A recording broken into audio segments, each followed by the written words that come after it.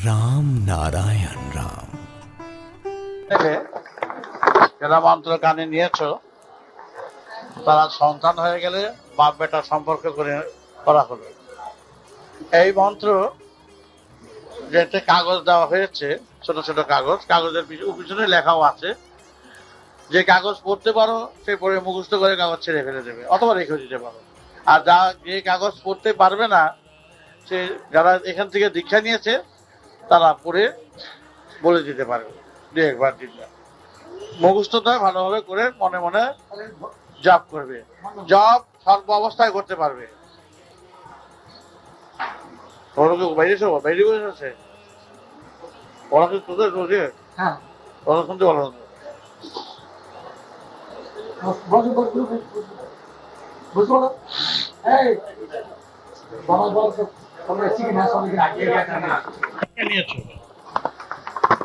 আজ তোমরা সন্তান হয়ে বাবার পুত্র বাপ বেটা সম্পর্ক করে যে দীক্ষার সাথে সাথে একটা কাগজ দেওয়া হয়েছে, সেই কাগজটা ভালো করে পড়ে মুখস্থ করে হয় ছিঁড়ে ফেলবে, না হয় ঘরে রেখে দিও।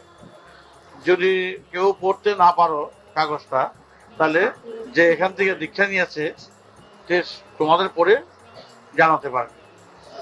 আর মন্ত্রের নিয়ম হচ্ছে, জপের নিয়ম হচ্ছে, যতক্ষণ শ্বাস প্রশ্বাস আছে সেইভাবে জপ করতে পারবে, যতবার খুশি, যখন খুশি, যেটাই খুশি, হাঁটতে বইতে খাইতে শুইতে।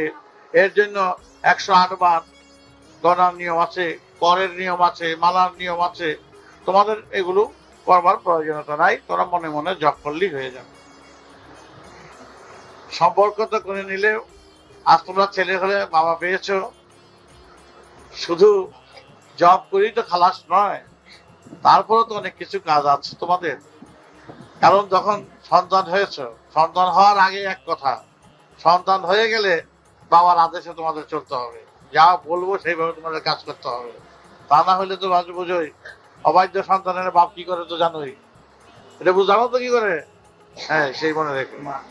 হ্যাঁ, তাহলে তোমাদের কর্তব্য হচ্ছে, দেখো গৌরের রক্ত, গৌরাঙ্গ দেবের নাম শুনেছো তোমরা সবাই? এই আমি তার ভবিষ্যৎবাণীর শেষ রক্ত। গৌর শেষ কাজ শেষ পর্যন্ত করে দিতে পারে নাই। শত্রুরা তাকে নির্যাতন, অপমান, লাঞ্ছনা অনেক কিছু করেছিলেন, ভক্তরাও খুব নির্যাতিত হয়েছিলেন, সব শেষ করতে পারেনি। শুধু এই রক্তে যদি তার বাকিটুকুনো কাজ শেষ করে যেতে পারি, তাহলে একটা হলো কিছু। সেই শেষ করার ভার শুধু আমারও একার উপর নয়, বাপ বেটার সবাই একত্রিত হয়ে সেই কাজ করবে। বুঝতে পেরেছ?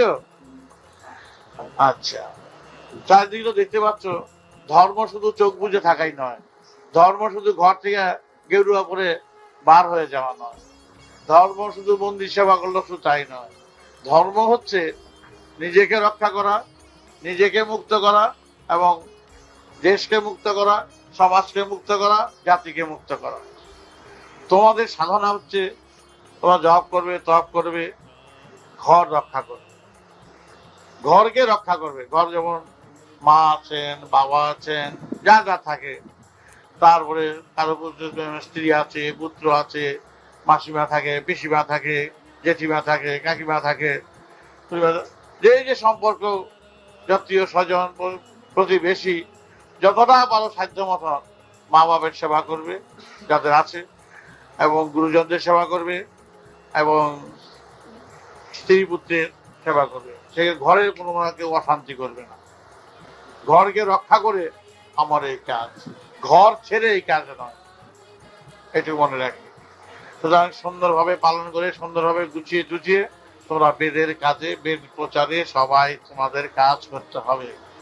এই দেখো, শিব নিজে বেদ প্রচার করেছেন, পার্বতী বেদ প্রচার করেছেন, দুর্গা, তারপরে সমস্ত দেব দেবতা ঋষিরা সবাই বেদ প্রচার করেছেন। বেদ প্রচার করার অধিকার সবাই আছে। তোমরা বেদের বাহক আর প্রচারক।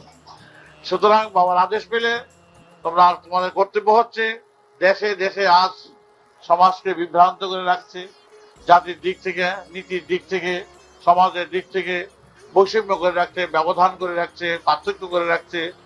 সুতরাং এক শ্রেণী অবহেলিত, এক শ্রেণীর লোকেরা আর শ্রেণীকে অবহেলা করছে, তুচ্ছ করছে, অবজ্ঞা করছে।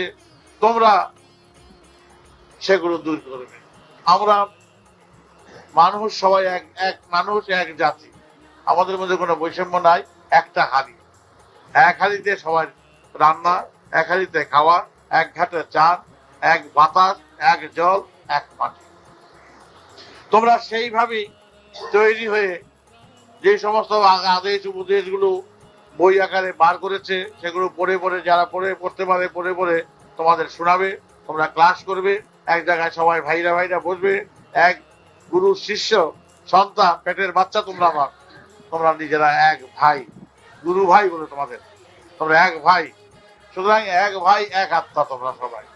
তোমরা নিজেরা বসে আলাপ আলোচনা, প্রত্যেকটি গোপন আলোচনা করবে, সুন্দর করে বুদ্ধি করে বিবেচনা করে কিভাবে কাজ করতে হবে, কিভাবে প্রচার করতে হবে, কার কোন দিকে যেতে হবে, কে কিভাবে কাজ করতে হবে, সব কিছু সুন্দরভাবে সাজিয়ে গুছিয়ে তোমরা কাজ করবে। এবং আমি চাই তোমরা যেখান থেকে এসছো সেই সমস্ত পাড়ায় পাড়ায়, একেবারে গ্রামে গ্রামে, গ্রামাঞ্চলে সর্বত্র ছড়িয়ে দাও বেদের সারা, বেদের প্রচার, বেদের নীতি। অন্য সব সাধু সন্ন্যাসী যারা আসেন তারা শিষ্যের মাথায় হাত বুলায়, শিষ্যের মাথায় পয়সা রোজগার করে। এগুলো আমি পছন্দ করি না। এই বাবা সেই বাবা পাও নাই, তোমাদের হাত বুলিয়ে পয়সা নেওয়ার বাবা নয়। এই বাবা যদি দরকার হয় পকেট থেকে ছিটিয়ে নেবো টান দিয়ে। বুঝতে পেরেছি কি বললাম? পকেটে যদি টাকা থাকে তোমার, বাবা কয় ওই তোর পোলারে খাওয়াবি, ছেলেরে খাওয়াবি, বউরে খাওয়াবি, আমি পাবো না কেন? কথা বুঝতে পেরেছ? চেয়ে জোর করে নেবে যদি দরকার হয়। এই বাবা হলে সেই বাবা। এটা সেই নয় যে দেখলে পূজায় দে, যজ্ঞে দে, শান্তি শাসন কর, রাহুতে শনিতে পয়সা দে, এই বাবা তা বলবে।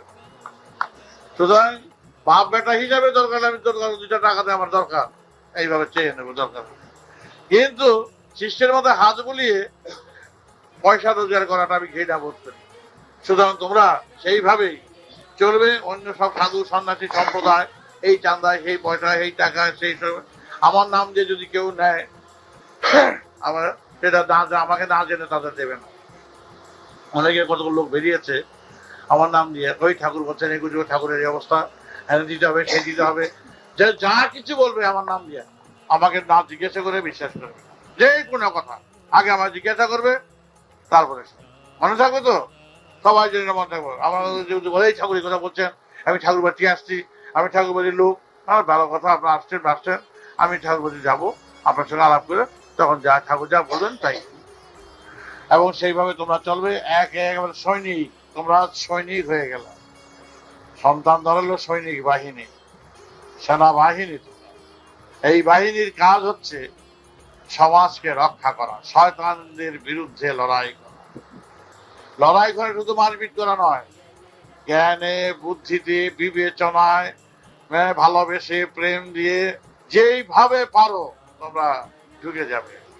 তারপরে যদি সিধে না হয়, সিধে হওয়ার জন্য অপারেশনের যন্ত্র, যেই ওষুধ, যেই বড়িতে অসুখ না কমে, ফোড়া না কমে, তখন অপারেশনের যন্ত্র নেয় প্লেট গুলোকে বার করে দেওয়ার জন্য। সময় বিশেষে যদি অপারেশনের যন্ত্র আমাদের হাতে ধরতে হয় চিকিৎসক হিসেবে, আমরা সেইভাবেই কাজ করব। আমরা খুন চাই না, খুন করতে চাই না, আমরা কাউকে সঙ্গে রাগারাগি করতে চাই না। কিন্তু আমাদের সমাজ যদি আক্রান্ত হয়, সমাজকে যদি আক্রমণ করে, সমাজে যদি আমাদের আঘাত আনে, আমাদের অভাব অভিযোগ যারা বাড়িয়ে তুলছে, তাদের বিরুদ্ধে লড়াই করতে হবে, দরকার। আমি যখন এগুলো যে আদেশ নিজে বলবো তোমাদের, কারো আদেশই নয়। কেউ যদি বলে ঠাকুরের কথা বলছে ওকে মারতে, তা দেবে না। যখন আদেশ করি যেটা তোমরা হাতের অস্ত্র ধরো, লাঠি ধরো, যাও ওই শয়তানদের শেষ করো, তোমরা পারবে? হ্যাঁ পারবে সবাই? বলো। তাহলে সেইভাবে তোমরা কাজ মনে দিতে প্রস্তুতি নিও।